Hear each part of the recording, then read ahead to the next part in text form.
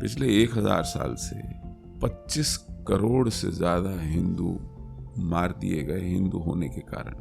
25 करोड़ से ज्यादा। ऐसी कोई शताब्दी नहीं है जिसमें खोपड़ियों की मीनारें ना लगी हों, जिसमें हजारों लाखों घसीट करके न ले जाए गए हों मंडियों में बेचने के लिए हमारी माताएं बहनें, कि 15 अगस्त 26 जनवरी को आप तिरंगे बांध दें सब जगह, एक अच्छी सी वीडियो क्लिप चला दें और कहें देखो कश्मीर बदल गया। या आप जन्माष्टमी को झांकी निकाल दें राधा कृष्ण की ढोल पर मंजीरे पर और कहें कि देखो कभी सोचा था कश्मीर में ऐसा होगा। और उस पर भरोसा करके कोई वीरेंद्र पासवान गोलगप्पे बेचने कश्मीर चला जाए, मारा जाए।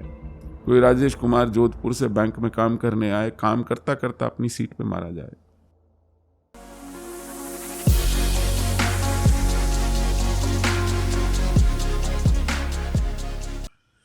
Shall we start? Hello guys, welcome to the Jay and Bharat show. Today we have a very special guest with us, Mr. Sushil Pandit sir.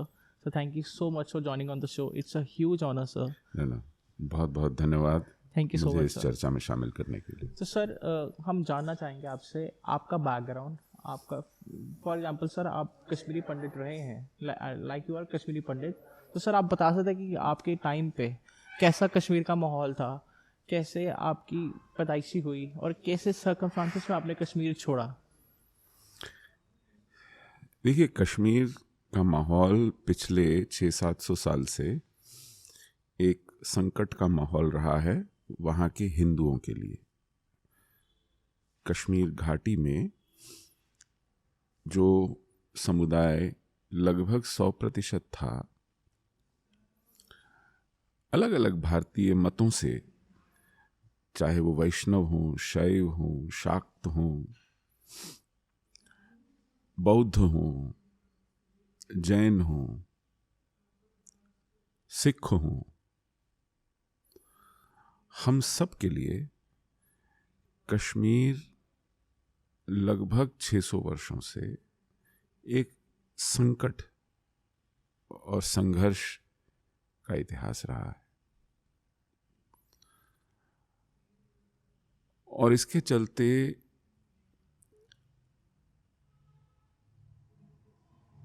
इस समुदाय को लगातार वहां पर कटते घटते रहना पड़ा। Yes sir. सबसे बड़ी विडंबना की बात यह थी कि 1947 में जब पूरा देश आज़ाद हो गया, स्वतंत्र हो गया और एकजुट हो गया, कश्मीर में हम लोग जो उससे लगभग 100-125 वर्ष पहले से थोड़ी चैन की सांस ले रहे थे, यस सर, हमें शेख अब्दुल्ला के हवाले कर दिया गया। तो जो संकट कुछ समय के लिए टल गया था, 2-3 पीढ़ियों के लिए, 4 पीढ़ियों के लिए, वो फिर से लौट आया और कश्मीर से फिर से पलायन शुरू हुआ। हमारे लिए पढ़ना लिखना, नौकरी करना, अपनी जीविका कमाना मुश्किल होता चला गया। तो मेरे पिताजी को पोस्ट ग्रेजुएशन करने के लिए कश्मीर से बाहर आना पड़ा। बाहर आए तो बाहर नौकरी ढूंढी, नौकरी भी मिल गई। वो केंद्रीय सरकार के एक संस्थान में थे तो उनके लिए स्थानांतरण, ट्रांसफर्स नॉर्मल थे। वो चाहते थे कि हम लोग उनकी ट्रांसफर्स की वजह से डिस्टर्ब ना हो, कश्मीर में ही पढ़ें। लेकिन फिर उन्होंने पाया कि कश्मीर में पढ़ाई लिखाई की सुविधा उतनी अच्छी नहीं है, स्कूली पढ़ाई लिखाई की। तो फिर उन्होंने हमें दिल्ली बुलाकर पढ़ाया। लेकिन मेरा जन्म दिल्ली का है। ओके। मेरे पिता विस्थापित हुए उस भेदभाव के कारण, तो मेरा जन्म ही विस्थापन में हुआ, मैं कह सकता हूं। लेकिन 1990 में जो हुआ वो निष्कासन था। बिल्कुल। बहुत हिंसक निष्कासन था। जो लोग छन छन के मजबूरी के कारण पहले रिस रिस के कश्मीर से बाहर आ रहे थे, वो एक बाढ़ की तरह कश्मीर से बह निकले 1990 में, क्योंकि अब जीविका का संकट नहीं था, अब जीवन का ही संकट हो गया था। बिल्कुल सर। तो बहुत कम शब्दों में कश्मीर के हिंदू समुदाय की कमोबेश यही कहानी है। Right sir. तो सर जैसे मतलब कि आप दिल्ली में रहे, राइट? तो सर अभी आप प्रेजेंट डे कश्मीर को, let's just say in the past 1990 में जब कश्मीर एक्सोडस हुआ, सर आप क्या कंपैरिजंस ले रहे हैं उस टाइम का कश्मीर, आज का Kashmir? Where do you draw the line sir? Kashmir संकटग्रस्त है। कश्मीर में वो चुनौतियां बनी हुई हैं। कश्मीर की अवस्था का, कश्मीर के हाल चाल का अगर कोई एक पैमाना है, एक मापदंड है,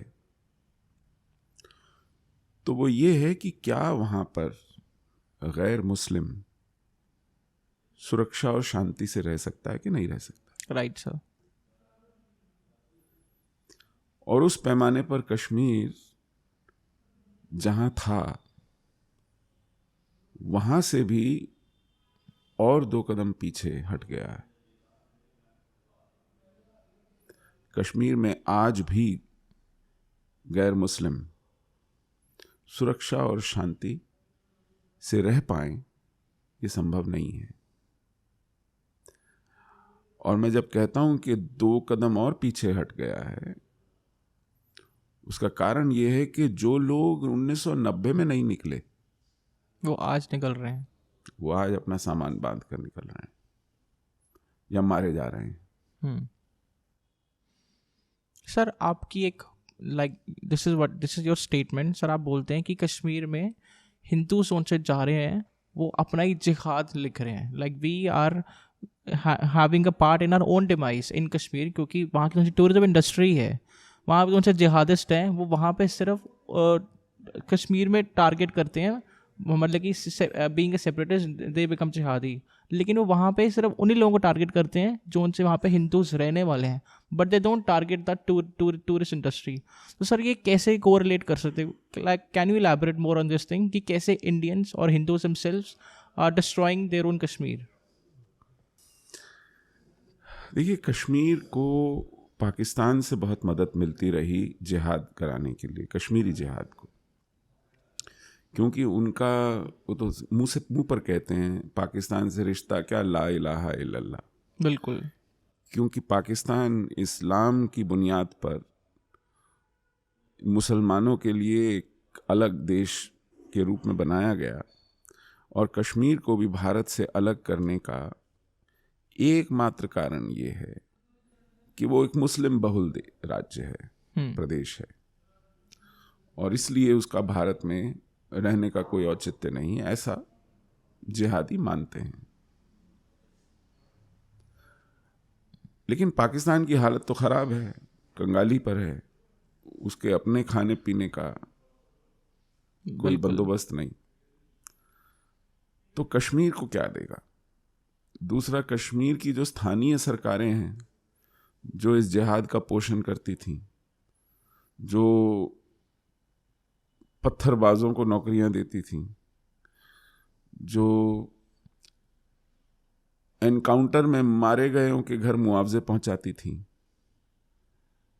जो एफआईआर नहीं होने देती थीं, और अगर एफआईआर हो जाए तो जेल नहीं जाने देती थीं, अगर जेल भी जाना पड़े मजबूरी में तो वहां अच्छी खातिरदारी करती थीं, ऐसी सरकारें अब नहीं है कश्मीर में 4-5 साल से।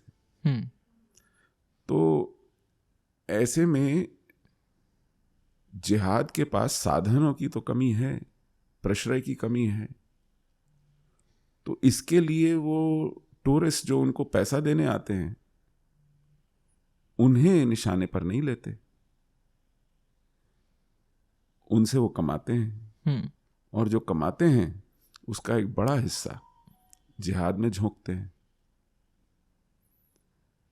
तो यही एक विडंबना है कि वहाँ पर आने वाले अधिकांश पर्यटक शेष भारत से आने वाले हिंदू हैं, गैर मुस्लिम हैं,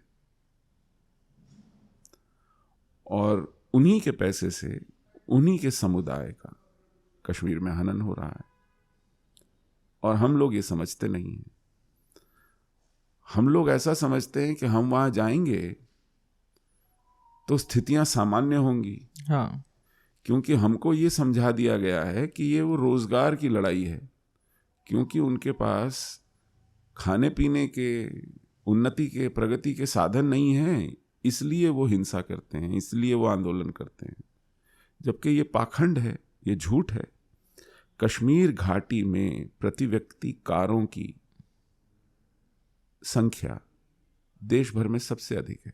अच्छा। और कार इस समय भारतीय अर्थव्यवस्था में विलासिता का एक प्रतीक है, आवश्यकता का प्रतीक नहीं है।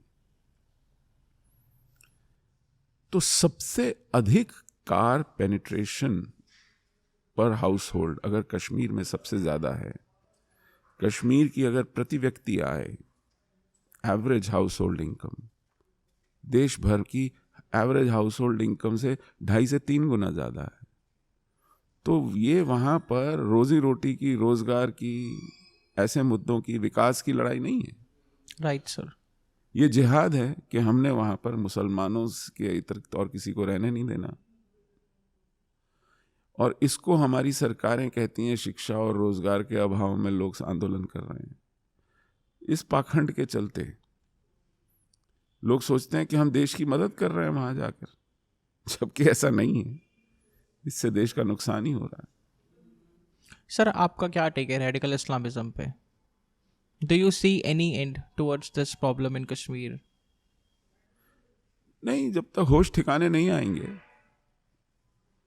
रेडिकल इस्लाम जिसको आप कहते हैं, उससे केवल भारत नहीं जूझ रहा, दुनिया जूझ सारी रही दुनिया है। जूझ रही है।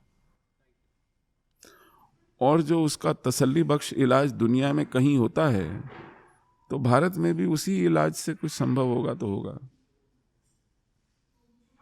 इस पर नकेल तो कसनी पड़ेगी, वरना ये सर पे भूत की तरह सवार हो जाएगा। बिल्कुल सर। तो सर, जैसे पाकिस्तान है, पाकिस्तान इस हेलमेट के में तो कश्मीर चाहिए। सर, डू यू थिंक कि इंडियन गवर्नमेंट को पीओके के बारे में सोचना चाहिए? Do you think sir Indian government will acquire PoK in the future? Do you think India will veg war for it? देखिए, अभी तक का जो इतिहास रहा है उससे तो लगता नहीं कि ऐसा होगा। ओके। क्योंकि सामान्य बुद्धि भी ये कहती है कि आपके पास जो है पहले उसे तो संभालिए। ओके। आपके पास जो कश्मीर है, क्या वो ऐसा है कि वहां पर शेष भारत से लोग जाकर चैन से रह सकें? हाँ। अगर वहां आप ये नहीं संभव करा पा रहे, तो बाकी जगह नजरें घुमाने की और उम्मीदें पालने की क्या जरूरत है? जब इस देश में, कश्मीर तो छोड़ दीजिए, और अन्य हिस्सों में हिंदू सुरक्षित नहीं रह पा रहा, पलायन पे विवश कर दिया गया है, या आए दिन हिंसा का शिकार होता है, तो ऐसे क्षेत्र को देखने की क्या जरूरत है जहां पर एक भी हिंदू या सिख नहीं बचा है? Right sir. एक भी ढूंढने को नहीं मिलता है। और आज तक हमने एक चवन्नी का निवेश नहीं किया है उस क्षेत्र को लेने के लिए, सिर्फ मुंह चलाया है, वो भी कभी कभी। जबकि पाकिस्तान हमारा कश्मीर लेने के लिए बर्बाद हो गया है, बिल्कुल कंगाल हो गया है, बिखरने की कगार पर आ गया है। तो अगर कोई गंभीर है कश्मीर को लेके देखा जाए, तो मुझे नहीं लगता कि पाकिस्तान से अधिक कोई और गंभीर है। भारत ने आज तक पीओके वापस लेने के लिए क्या निवेश किया है? अब तक कुछ नहीं हुआ, देखा जाए तो कुछ भी नहीं किया है। बल्कि हम तो हमेशा से इस बात को तैयार बैठे हैं कि भाई आप वाला आप रखो, ये वाला हम रख लेते हैं और शांति से रहते हैं। हाँ, जब हम पर प्रेशर पड़ा तब हमने कहा नहीं वो वाला भी हमारा है। लेकिन आज तक तो हम पाकिस्तान को यही कहते रहे, भैया वो वाला तुम आराम से चलाओ, ये वाला हम आराम से चलाते हैं, एक दूसरे के लिए क्यों सिर दर्द बने। वो तो पाकिस्तान कहता है कि जो हमारा आप हमको दे रहे हो वो तो ऑलरेडी हमारे पास है, तो आप हमें क्या दे रहे हो, हमें तो ये वाला चाहिए। तो दोनों की मानसिकता और सोच में इतना बड़ा फर्क है, और हम अपना वाला ठीक से चला लें, वहां रह के दिखाएं। वहां पर अमरनाथ यात्रा कराने के लिए 50,000 फौजी तैनात करने की जरूरत ना पड़े।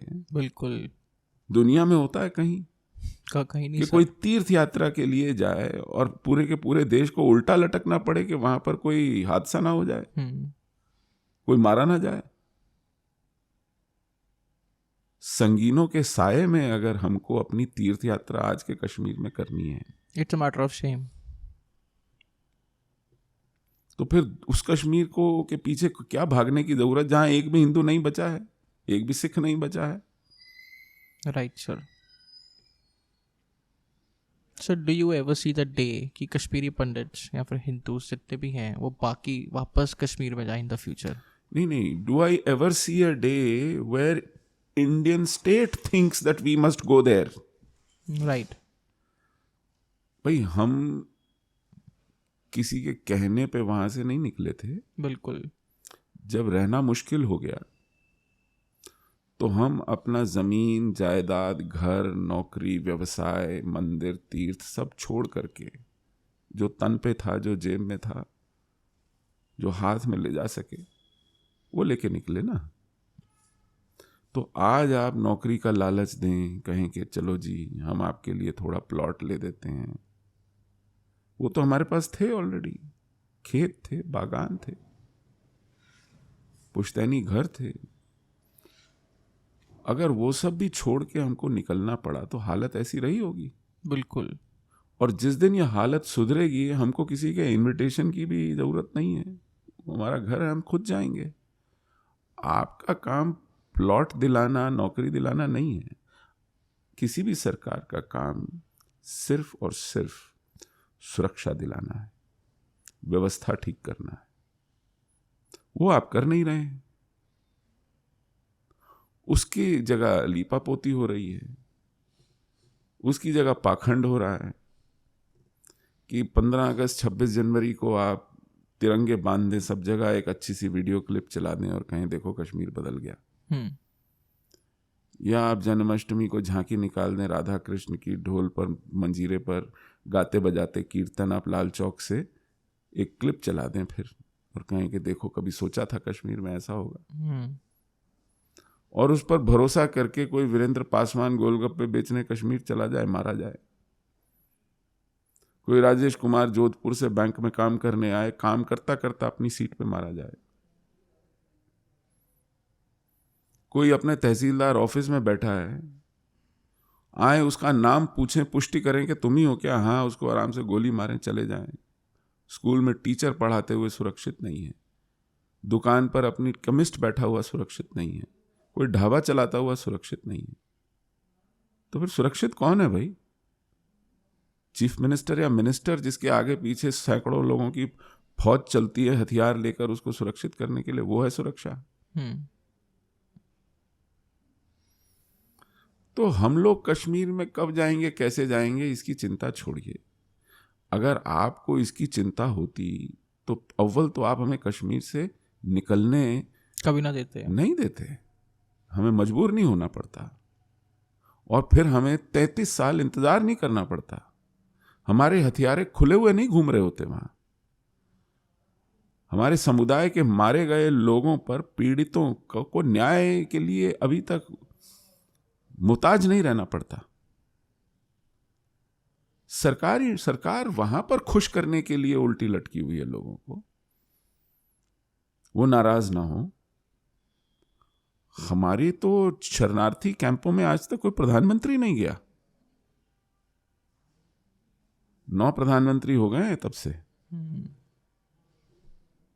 कोई नहीं गया। बहुत बड़ी बात है सर ये। कोई नहीं गया। तो सरकार को ये चिंता नहीं है कि हम कब जाएंगे, तो सरकार की मजबूरी है, उससे पूछते हैं भैया हिंदू कहाँ गए, हाँ कुछ कर रहे हैं। हम सरकार की प्राथमिकता में कहीं नहीं है, क्योंकि हम ना किसी को जिता सकते हैं ना हरा सकते हैं वोट में। यहां की सरकारें वोट की अंधी हैं, सत्ता की अंधी हैं। तो जहां से उनको वोट की गुंजाइश दिखती है वहीं पे काम करती हैं। सर अब जैसे ये ऐसे हालात हैं कश्मीर के, राइट, तो सर अब क्या सोचते हो इन द सेंस कि इंडिया को पाकिस्तान से कैसे डील करना चाहिए? जो पाकिस्तान हमें अपने डॉक्यूमेंट्स में दुश्मन बताता है, अपनी नीतियों में, अपने निर्णयों में हमें दुश्मन बताता है, बच्चों की क्लासरूम्स में बचपन से उन्हें सिखाता है कि हम दुश्मन हैं,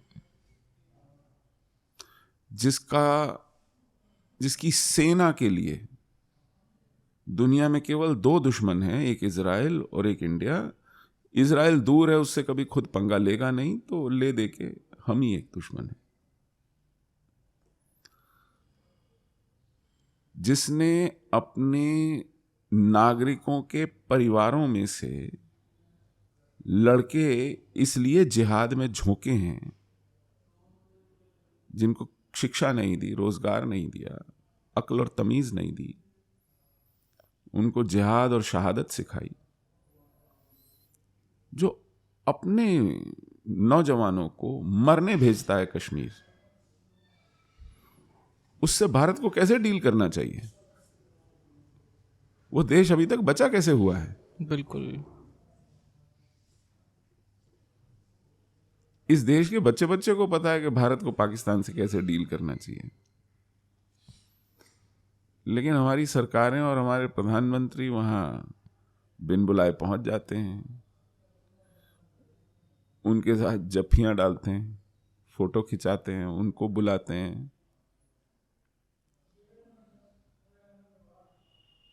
उनके साथ क्रिकेट खेलते हैं। हाँ, वो हमारे जवानों के खून की होली खेलते हैं। बिल्कुल। हम पता नहीं किस ख्याल शरीफ में है। Sir what do you think is wrong with India? ऐसा क्या है कि बीसीसीआई इतना बड़ा मेजर मेगा इवेंट लॉन्च करती है अहमदाबाद में, जहाँ पे 50-50 लाख की एक टिकट बिकती है इंडिया पाकिस्तान मैच की, और इंडिया और Pakistan cricket team which is full of radical, to be honest, radical mindset, I am talking about the cricket team, they are given a grand welcome in the hotels everywhere they go. पागलपन है। मैं कहा ना कि दुनिया में हम वाहिद एक ऐसा देश हैं जो अपने हत्यारे का, अपने खून बहाने वाले का ऐसे स्वागत करते हैं जैसे दामाद घर आया हो। बिल्कुल। मतलब ये पागलपन नहीं है तो क्या है?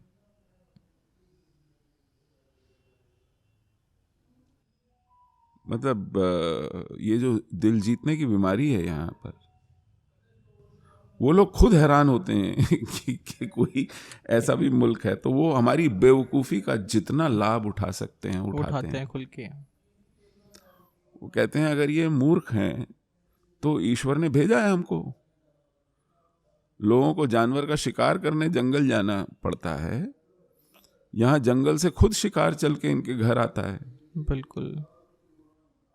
तो कहते हैं जब इतनी मूर्खता है तो इसका लाभ उठाया जाए।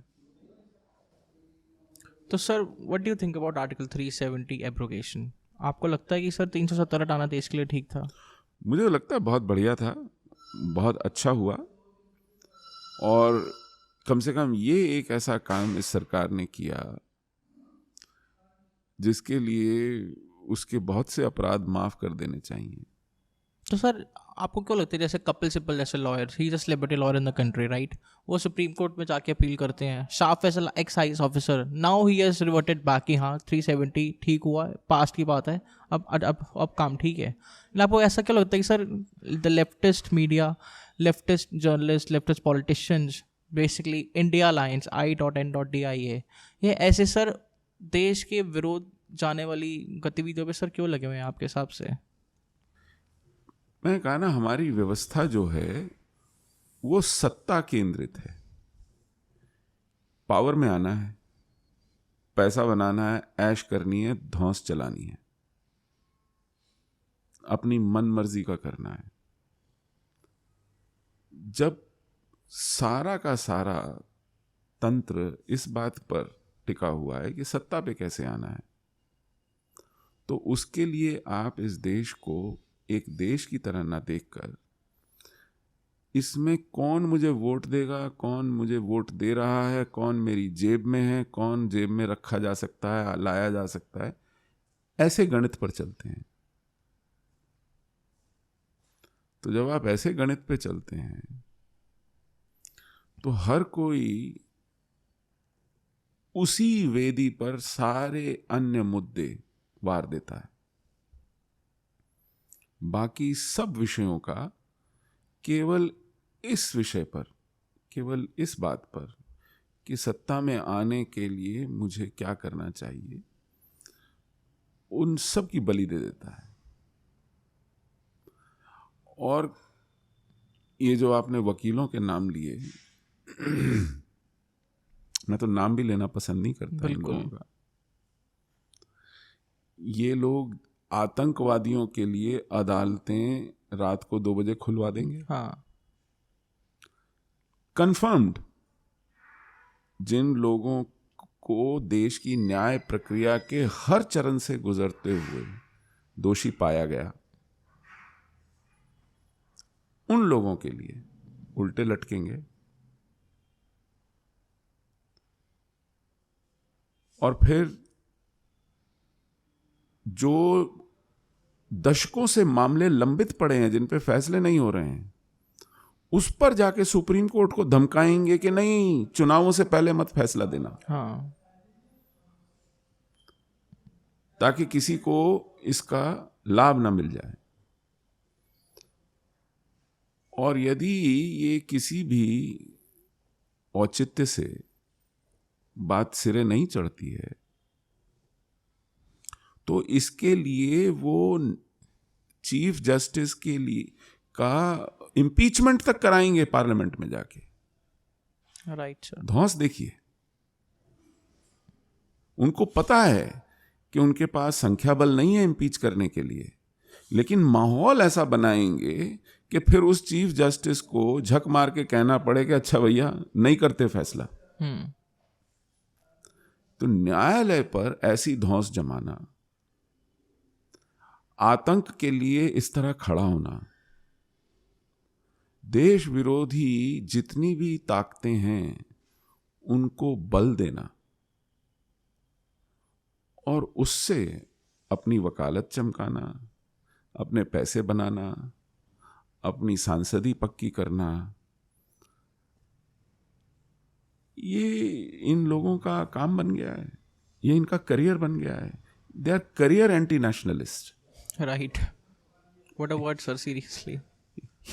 इनका करियर है इस देश की जड़ खोदना, इसके हितों पर प्रहार करना। क्या कीजिएगा। और हमारे देश में ऐसे लोगों को पनपाने वाला एक पूरा का पूरा सिस्टम है। सर आपको क्यों लगता है कि इवन अगर हिंदूज भी है ना, तो हिंदूज अगर फॉर एग्जाम्पल इफ आई से जय श्री राम इन स्कूल और college, I will not be appreciated.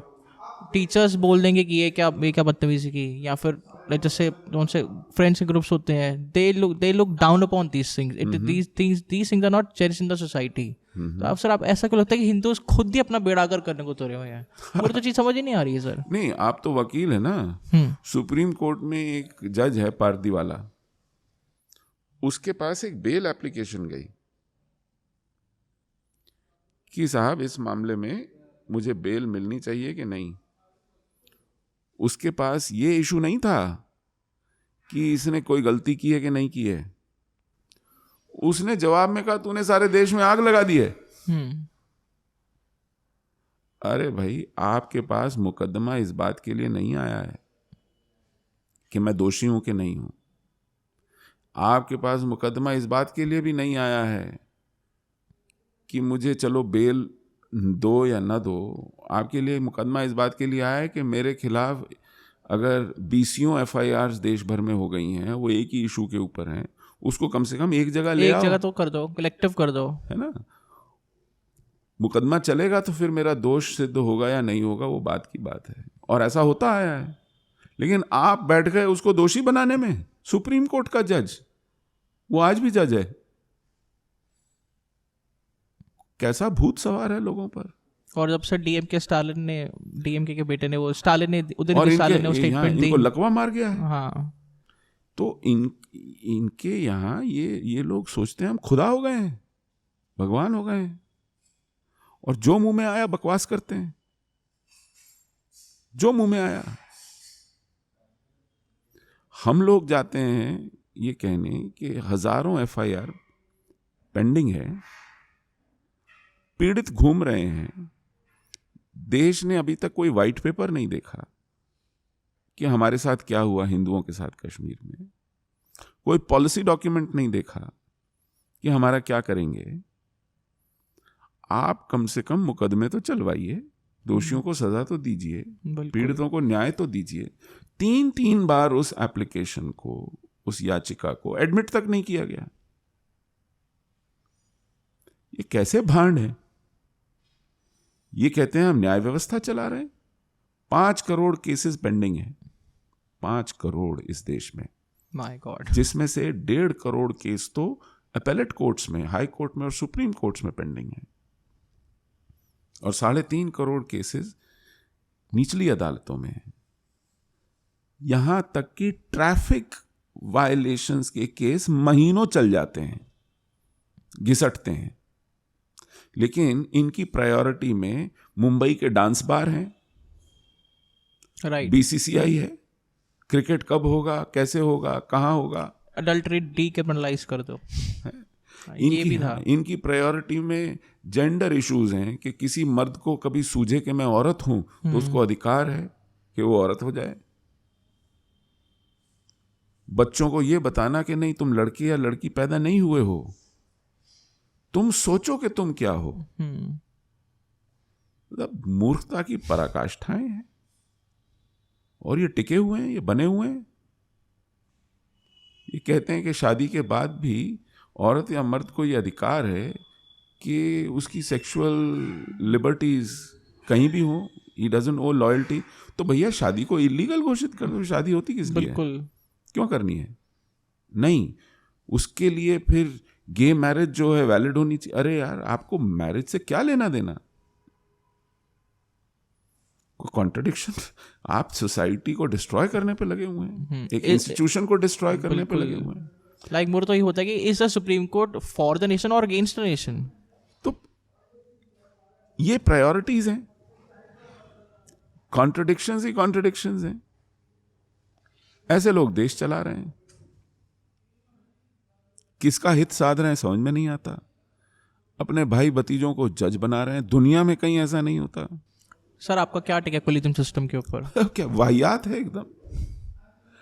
इससे बड़ा नेपोटिज्म कहीं नहीं है। मतलब डॉक्टर हो, इंजीनियर हो, एग्जाम पास करता है, ट्रेन होता है, कुछ क्राइटेरिया होता है। Right sir. यहां ये तू मेरी पीठ खुजा मैं तेरी पीठ खुजाता हूं चल रहा है, और सीना जोरी के साथ चल रहा है। शर्म आती तो कोई समझ में बात आती, कोई मतलब संकोच हया होती, कोई लाज लोक लाज होती। धड़ल्ले से सीना ठोक के चल रहा है। और हमारी सरकारें भी ऐसी हैं, अगर कोई ऊंच नीच हो जाए तो अपने कानून मंत्री को घर का रास्ता दिखाती हैं, चलो भैया पोर्टफोलियो रिजाइन करो, बिल्कुल अपीज करने के लिए। भाई उस कानून मंत्री को जो कुछ उसने कहा भी क्या आप ही ने बोला था कहने को? Right sir. जो सरकारें चल रही हैं इसमें मंत्री अपनी मर्जी से कुछ नहीं बोलते, आप ही बुलवाते हो, आप ही गला काटते हो। तो समझ में नहीं आता कौन किसको खुश कर रहा है, क्या लेन देन है। कौन सी मजबूरी है और इस मजबूरी में आप किसके फायदे और किसके नुकसान के लिए बैठे हो। Right sir. सर आप हिंदूज को क्या मैसेज देना चाहोगे, लाइक जैसे one last message to strengthen national unity, national brotherhood? Message क्या है, आप अपने अनुभव से देखिए ना। इस देश में पिछले 1000 साल से 25 करोड़ से ज्यादा हिंदू मार दिए गए हिंदू होने के कारण। 25 करोड़ से ज्यादा। ऐसी कोई शताब्दी नहीं है जिसमें खोपड़ियों की मीनारें ना लगी हों, जिसमें हजारों लाखों घसीट करके न ले जाए गए हों मंडियों में बेचने के लिए। हमारी माताएं बहनें, हमारे लोग दुनिया भर में गुलामी करने के लिए न खपा दिए गए हों। आज भी पाकिस्तान में हर साल 1000 से ज्यादा बच्चियां, नाबालिग बच्चियां उठा के जबरदस्ती इस्लाम कबूल करा दी जाती हैं। उनकी अधेड़ उम्र के बाल बच्चेदार बीवियों वाले लोगों से शादियां करा दी जाती हैं। शादी इसलिए कि फिर वो उसकी प्रॉपर्टी हो जाती है, उसके बाद वो उसे बेचे, उससे देह व्यापार कराए, उसका शोषण करे, उसकी मर्जी है। ये सब बांग्लादेश और पाकिस्तान में चल रहा है। वहाँ हिंदू घटते घटते कटते कटते गायब होने के कगार पर हैं, भागने के कगार पर। बहुत बुरा हाल है सर उधर। तो मेरा एक सवाल था इसके रिगार्डिंग ही कि सर हिंदूज उनसे बांग्लादेश और पाकिस्तान में है, उनके बारे में आपका क्या ख्याल है? लेकिन आपने बोला कि हमसे तो पाकिस्तान अपना हमारा कश्मीर नहीं संभल रहा, तो हम बाहर की बात क्या करें, इसलिए मैंने वो सर आपसे वो सवाल सर पूछा ही नहीं। ये देखिए, उनकी भी उम्मीद भारत पर ही है। उन्होंने तो पाकिस्तान नहीं मांगा था, बिल्कुल, और वो तो पीछे छूट गए। आपने उनको मजबूर किया कि वो वहीं रहें। आपने उठा के एक नेहरू लियाकत पैक्ट कर लिया, जिसके तहत आपने आने ही नहीं दिया यहाँ, और उनकी पीढ़ियां वहां पे त्रस्त हैं। और हम अपनी जिम्मेदारी से बचते हैं, झांक कर नहीं देखते, ट्वीट तक नहीं करते, जो कि जबानी जमा खर्च है। मुंह से सहानुभूति ही जतला दें, चिंता ही व्यक्त कर दें, वो तक नहीं होती हमसे। कुछ नहीं होता। उन बेचारों का क्या आसरा सहारा है? वो कहाँ, वो यहां आते हैं, यहां पड़े रहते हैं, यहां पर उनको आप नागरिकता नहीं देते हैं। बड़े बैंड बाजे के साथ एक सीए लेके आए थे, आज तक उसके रूल्स नोटिफाई नहीं किए हैं आपने। इम्प्लीमेंटेशन नहीं हुई अब तक। Right sir. एक व्यक्ति आवेदन तक नहीं दे पाया है। आप दुनिया भर में सीना ठोक के कहते हैं कि साहब हम सीए ले आए, और शाहीन बाग ने आपके घुटने टिकवा दिए। शाहीन बाग की देखा देखी किसान आपके सर पे चढ़ दौड़े। इनको पता है रास्ते रोकने से ये सरकार जमीन पे लेट जाती है। बिल्कुल। तो ये हालत कर दी है आपने। हिंदुओं, अदनान सामी को तो आप बुला के अपने मंत्रालय में फोटो खिंचा के नागरिकता देते हो, लेकिन जो यहाँ हिंदू पड़े हुए हैं, आप उनके वीजा कैंसिल करके ट्रेनों में भर भर के पाकिस्तान भेजते हो। उन भेड़ियों के आगे पता है कि वो वहां पर धर्मांतरण होगा, इनका सजा मिलेगी इनको। तो मुझे तो नहीं लगता कि हिंदू हित में जितनी नीतियां बताते थे कि ये भेदभावपूर्ण है हिंदुओं के साथ, वो छात्रवृत्ति हो, वो कोचिंग फी हो, वो नौकरियों में प्राथमिकता हो, वो ग्रेजुएशन करने पर किसी बालिका को शगन देना हो, वो आपको ब्याज मुक्त ऋण देना हो, हर मामले में आप हिंदुओं के साथ आज भी भेदभाव कर रहे हैं। एक भी नीति नहीं बदली है, बल्कि उसमें जो प्रावधान किए गए थे वो कई गुना बढ़ गई है वो राशि। तो हिंदुओं को कम से कम ये चेतना आनी चाहिए कि नारेबाजी से और लच्छेदार भाषण से आप सरकारें चुन तो लो, लेकिन फिर उनसे काम तो लो, उनका हिसाब किताब तो करो, उनसे सवाल तो पूछो। Right sir. क्योंकि आने वाली पीढ़ियां तो फिर, हम लोग तो सर छुपाने के लिए कश्मीर से जब निकले तो कहीं भारत में जगह पाई, शेष भारत में बिखर गए, दुनिया भर में बिखर गए। लेकिन अगर भारत नहीं बचेगा कहाँ जाएंगे? बिल्कुल सर। इसकी चिंता तो करें, क्योंकि देश भर में आज लोग कहते हैं कि यहाँ एक और कश्मीर बन रहा है। सर बंगाल में तो बन चुका है, केरल में, बंगाल केरला भी में, ले लो। असम में, हाँ। कर्नाटक के भटकल में। बिल्कुल। आप मुझे राज्य बताइए, राजस्थान के टोंक में, उत्तर प्रदेश, वेस्टर्न यूपी पूरा का पूरा त्रस्त है। मतलब कोविड के इंजेक्शन लगाने या दवाई उपचार करने टीमें जाती हैं तो घुस नहीं पाती हैं, पुलिस तक घुसने से कतराती है। ऐसे हजारों क्लस्टर्स बन गए हैं देश भर में, कैंसरस ट्यूमर्स की तरह। क्या करेंगे आप? तो चिंता ये है। So, as a Hindu, how should I think about nation building?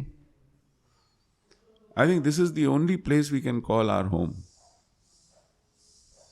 Bharat के अतिरिक्त और कोई जगह है नहीं। जो पैसे वाले हैं वो कहीं अपना कोई यूरोप का देश ढूंढ के माइग्रेशन के चक्कर में, लेकिन वहाँ भी आप वहाँ के स्थानीय हैं नहीं तो सेकंड क्लास सिटीजन बन के ही रहेंगे। Right sir. और उधर भी कोई हालात बहुत अच्छे नहीं है, आप देख रहे हैं आए दिन वहाँ जल से जुलूस हो रहे हैं। वहाँ के स्थानीय लोग त्रस्त हैं, क्योंकि उन लोगों का भी दिमाग खराब हुआ था। बिल्कुल सर। कि उन्होंने भर भर के शरणार्थी तो ले लिए, लेकिन वो आज शरणार्थी उनके सर पर नारियल फोड़ रहे हैं। बहुत देर हो चुकी है वहाँ भी। तो आपके पास अपना घर, ये देश भारत, इसके अलावा और कोई विकल्प नहीं है। Thank you so much sir, it's an honour sir. आपने सर बहुत दमदार बातें की and I am utterly grateful for this sir. नहीं, इट्स एन ऑनर सर। आप एक सफल वकील हैं, एक व्यस्त वकील हैं, उसके बाद भी आप इन विषयों को उठाते हैं और मैं आपको केवल शुभकामनाएं दे सकता हूं। आप इन विषयों पर शोध करें, पढ़ें, लिखें और जन जागरण करें। Right sir, incredibly humble sir. Thank you so much. बहुत बहुत धन्यवाद।